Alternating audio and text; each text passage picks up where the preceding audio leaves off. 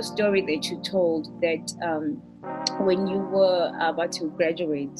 Oh, Lerato! Story, Oh, that story is horrifying. If you want your business to be a charity, then maybe form an NGO and start looking into something like that.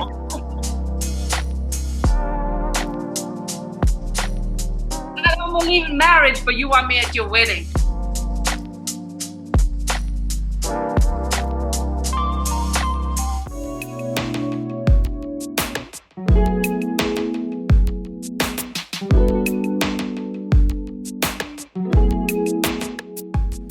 We are all connected. So join me as I talk to like-minded people about topics that are appropriate to the current times we are living in. My name is Lerato and this is Relevant. Hey everyone, hello, Happy New Year. I laugh because I'm saying Happy New Year, but my guest actually has a giant Christmas tree that she hasn't let down. And you know what? Who cares? We're living through a pandemic. Every day needs to be Christmas. We need to be happy all the time that we are alive, that we have made it. We know we are in the midst of a second wave, but those of us who are around.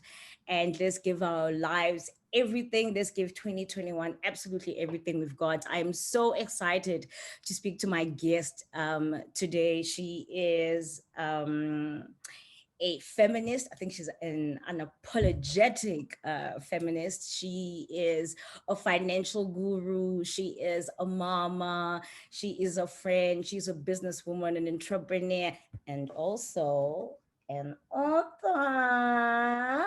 I am so excited to speak to founder of the Next Chapter Partners, TNC Partners. Samke, how are you? I'm very well, thanks, and you, Lerato, and Happy New Year to you too. And I am not taking down my Christmas tree until we have the vaccine, because what has changed with our lives? So I'm sorry, if I'm still going to be spending my days within these four walls, I want it to look like a fairy tale. I don't care who's judging me. I am not taking down my tree until we're allowed back outdoors again full time. We must be festive. I think the thing that we've learned in the last year and probably the coming year so is every moment is a joyful moment, and don't let people steal your joy. That tree makes me happy. I'm so keep it, girl, please keep it. So there's so much to talk about. One of the reasons why you're one of the first people I wanted to kick off the year with is because our finances as human beings are very important in general.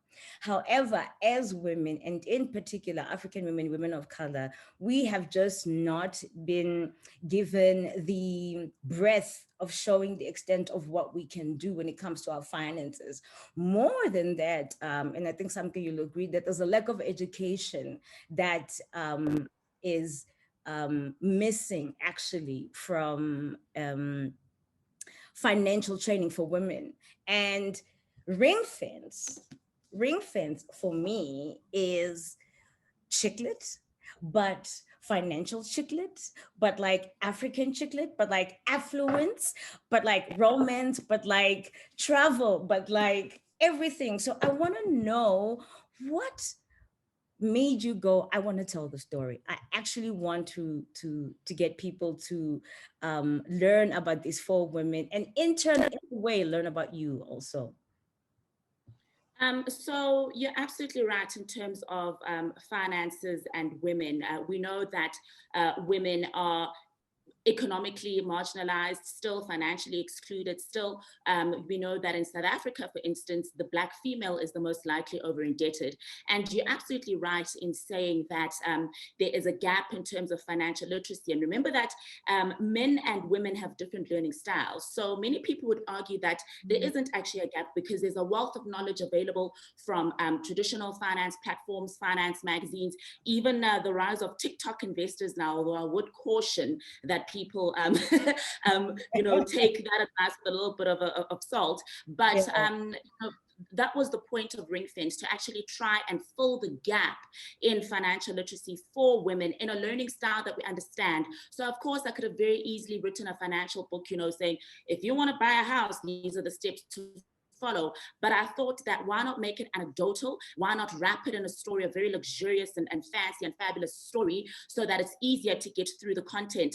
I sort of made a cottage pie, if you'd like, out of financial literacy by mixing and hiding the veggies in between all the yummy mashed potato. And in this case, it's all the yummy champagne and all the travel that the girls do. But if you look at a woman's life, the two biggest events, or rather the two events that have the biggest negative financial impact on a woman's life is death and divorce. And the book Ringfence actually covers those two scenarios quite extensively within the context of real life, so that you can actually see it happening. The aim of the book was to say, if you haven't walked this path, this is how you can identify potential scenarios so that you are smarter in your handling of them. If you are currently in this environment, here's something that can help you better navigate your way out of it. Or if you have gone past it, here's a way for you to reflect on how far you've come. But also, one of the characters, Kaya, does show us what it looks like when you are making it on the other side. In her instance, I don't want to put a spoiler, but you know the type of relationship she had, but also the character Lolo, who does, successfully leave her marriage. But the reality of being a single Black woman in Africa, where economic opportunities are not as freely available, or if they are available, they usually come with terms and conditions that are negotiated in the bedroom and not the boardroom. Girl, I mean, so it's interesting to me that you speak about Kaya, because she's the character that a lot of women have identified with. And I know that a lot of the inspiration for the book is inspired by your own life. So this is an unfair question to ask an author, I know. But when you look at Runako, Lolo, Nala, Kaya, is there one woman that you feel like you relate the most to in terms of your story, or the inverse? Do you feel like you are like they're all like Shaka Khan, like they are a part of you? One of them, some part of them is a part of you in some shape or form. I think we all relate to all the women at different stages of our lives. And I've actually had a number of readers say, I can't pick a favorite because I've actually been one of these characters at different parts of our lives. And so, it would have been very easy for me to write. I think we tend to be tempted to tell our own stories, or, write a memoir. I would have also loved to have a book with my face on the cover and, becoming Samke Mhlongo. But at the end of the day, I thought to myself, Samke, yes, you've been through a lot, but you haven't been through it all. And when I looked at what some of my other friends were going through, I felt that their stories are just as relevant. And it's not that, and they may not be told because they don't have the public profile that I have, but that doesn't take away from the relevance of their story. So instead of writing, a singular narrative about my life, why not write up many characters' lives so that we actually encompass the different scenarios you can find yourself in as a woman. And so I really wanted Ringfence to be more about the story and the lessons than about the author, which is why you'll see that my author name is actually quite small on the cover, and it's even in small letters. It's not in caps lock like many authors, because I wanted you to focus on the story as opposed to focusing on the author. Yeah, I mean, there are a lot of things that you did that were intentional. I mean, the fact that the ring is not shot from above, and it's actually, obviously it goes with the title of the book itself, but also the intention of focusing on the ring as opposed to the diamond and how big it is, and which is what we essentially do. Now, during this time, you chose, let me start with this. You chose Josina Mashal to write the foreword for your book. And during this time of COVID-19, we've had cases of GBV rise higher, not only in South Africa, but all over the world, including countries like Turkey.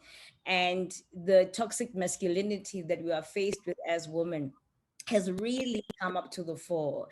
And what I know from personal experience as well, is that we love the idea of the ring and getting married, and oh my God, he's the one, and we're gonna be happy, and we're gonna station wagon, and get a nice house, and then life happens, and then And what I've learned is that money can get in the way. Money can help you move you forward, but it can also get in the way.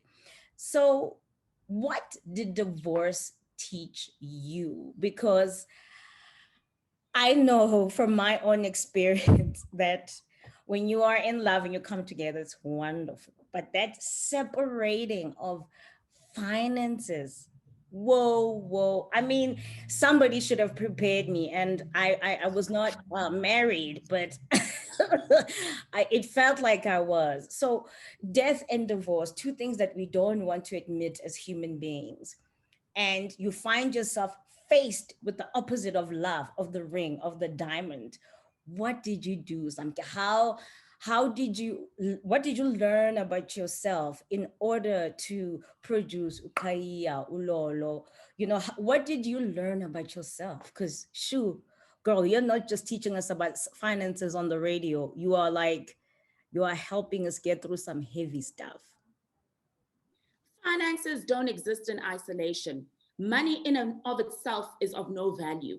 It's Yeah, what money can do, which is what matters. exactly. So for me, the finance dynamic is actually a power dynamic.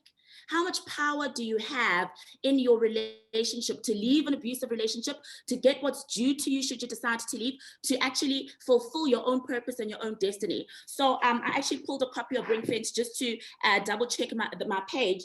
But when you ask me about what divorce taught me, I'd like you to go to page 133, and you'll know that each of the chapters actually have a proverb.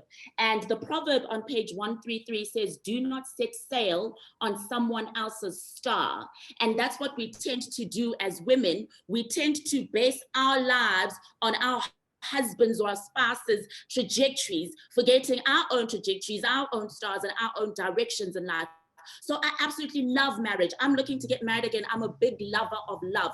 But if that love takes me away from my purpose or asks me to step away from my direction and my purpose, then that love is not the type of love for me.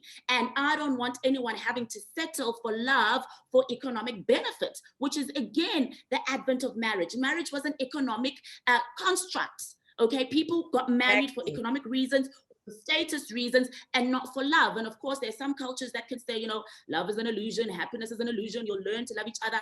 I am so sorry. I know for myself that I don't know who I was when I got married. I had recently lost my father. I was a teenage mom. Well, I had a teenage pregnancy, and I based my childhood dreams on my decision. My childhood dreams and desires were to have had grown up in a nuclear family with both mom and dad. So when I made the decision to keep my baby and marry my ex-husband, that was driven not by the situation at hand, but by the baggage I was carrying from my childhood.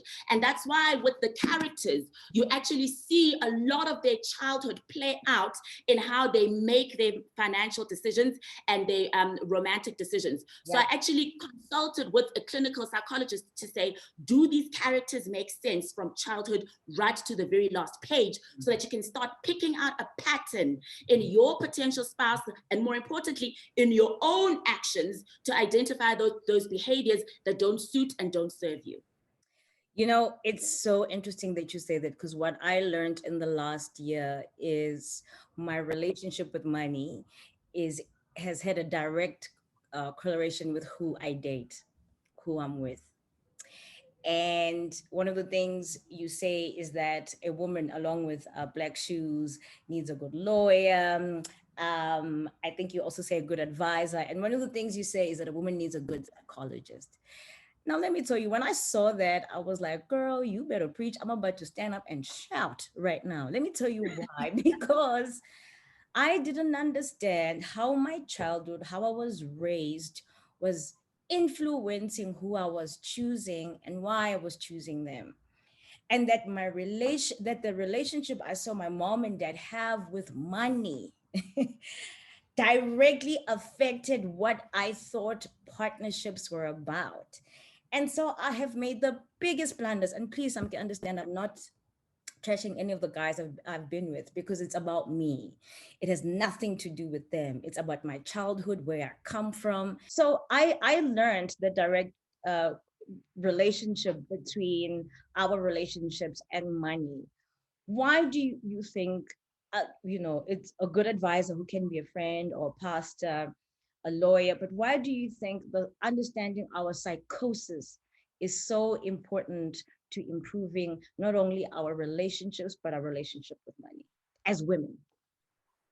I would strongly advise on a clinical psychologist, so someone who will actually apply the science of psychology when helping you assess your behaviors, as opposed to someone who will apply their own biases or their own experience or their own religions. So I really would, yes, have a pastor, yes, have friends you can rely on, but if you are intentional about getting to the root cause of why you've adopted certain biases and prejudices, then I would encourage you to take a scientific approach, i.e., go with a registered psychologist.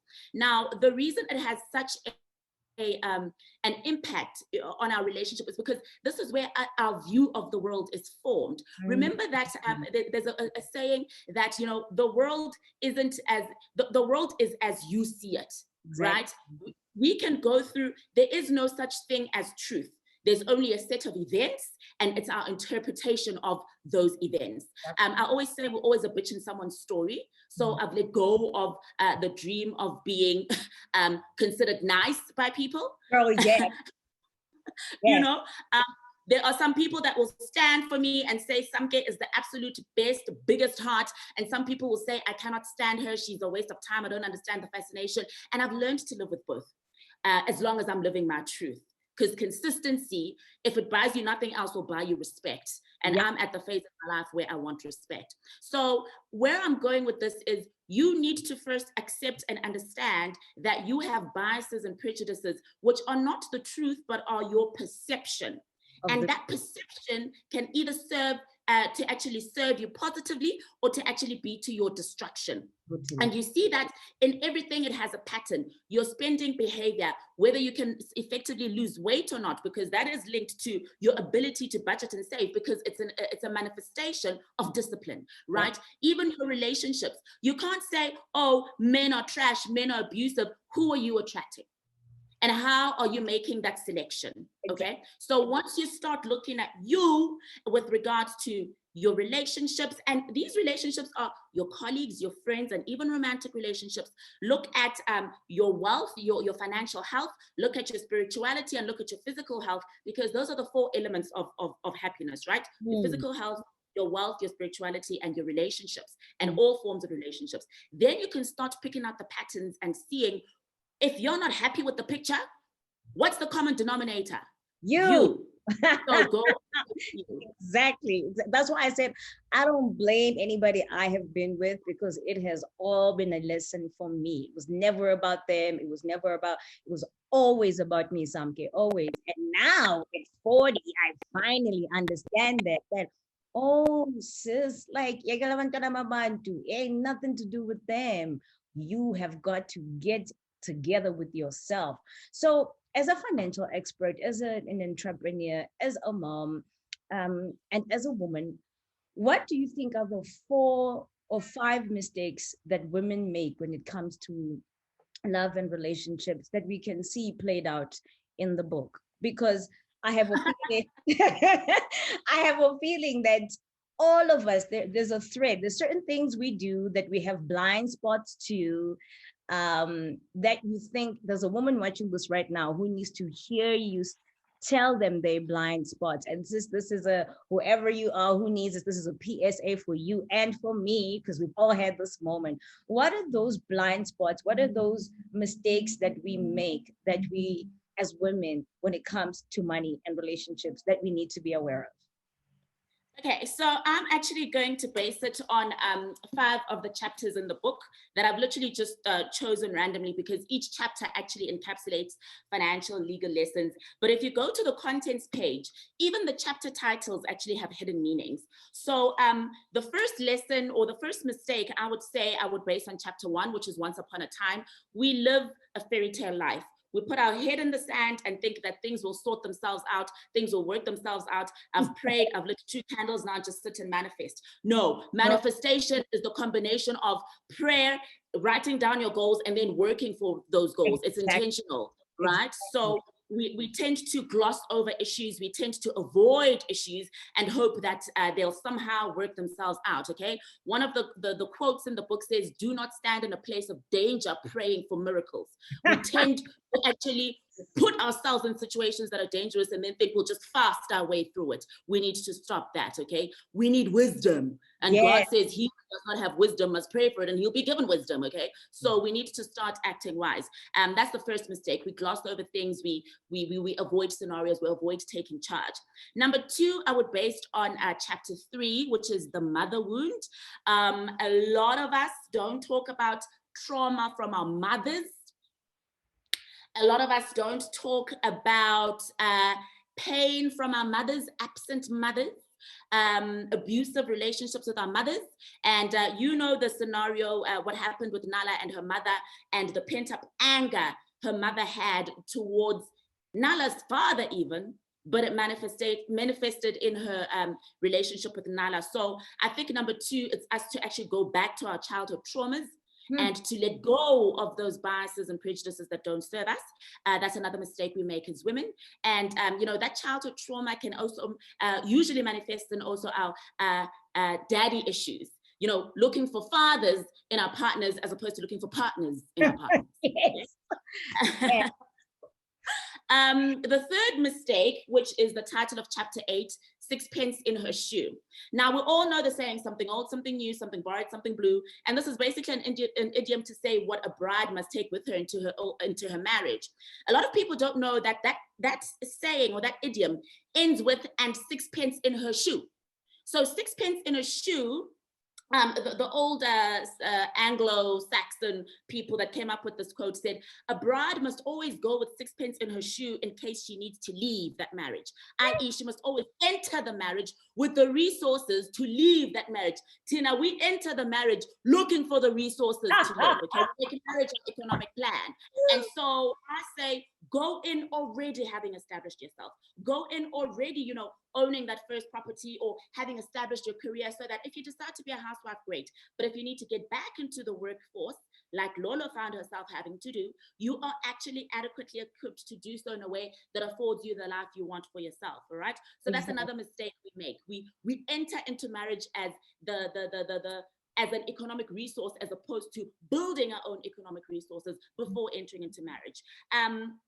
Mistake number 4, which is chapter 10, casas in the sky.